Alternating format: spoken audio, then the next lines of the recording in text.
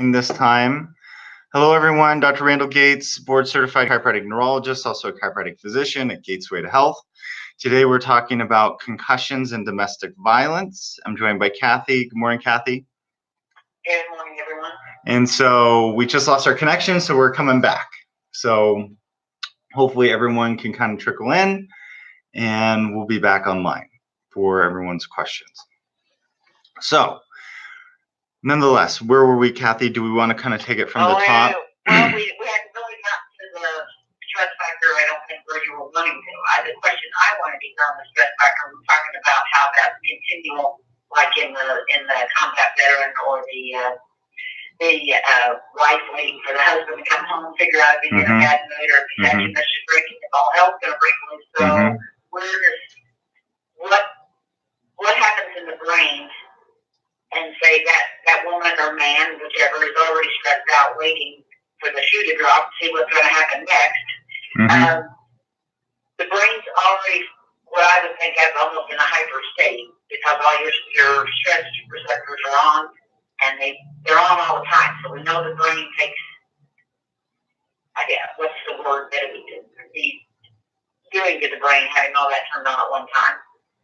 Right. And for a long period of time. I know we talked about this in other shows where once those receptors are on, they don't shut off, and how much damage that does to the brain. So if your brain is already in that state, someone comes home and starts knocking you around, what happens to the brain? Does that exacerbate everything more so?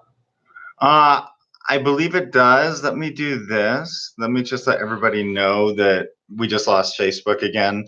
I'm going to tell them to switch over to YouTube. So, hi everyone. We will continue today's broadcast on YouTube.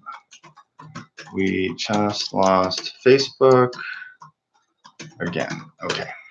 All right.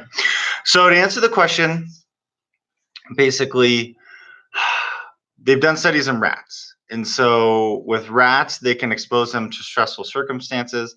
And before I go into it too much, I just want to say I try not to cite studies on rats too much because rats are different from humans. But rats are easy to study because we can basically put them in a stressful circumstance, whop them on the head, measure their stress hormones, see the effects of the brain injuries in a different fashion than we could someone, a living human, which we don't want to expose to those circumstances.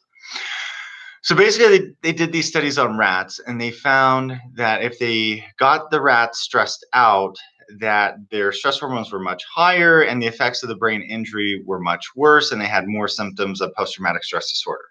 They then found that if they stressed the rats out and they gave them medications that would block things like cortisol and adrenaline, that the effects of the head injury were much less, which basically answers your question, Kathy. So that's where we then start to get into the element of post-traumatic stress disorder overlapping with these traumatic brain injuries. So, in perspective, most of the research done for concussions related to sports, and this is a more taboo area, and it's a topic to study. So, what else can we see? What do you see scientific auditories connecting the stress of the situation for the brain injury that may affect the neurophysiology? That's what we just talked about. Right.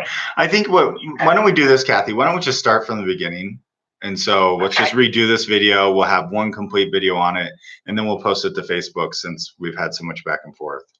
So, okay. So I'm going to stop. Sorry, everybody on YouTube. We'll be right back. We'll take it from the top.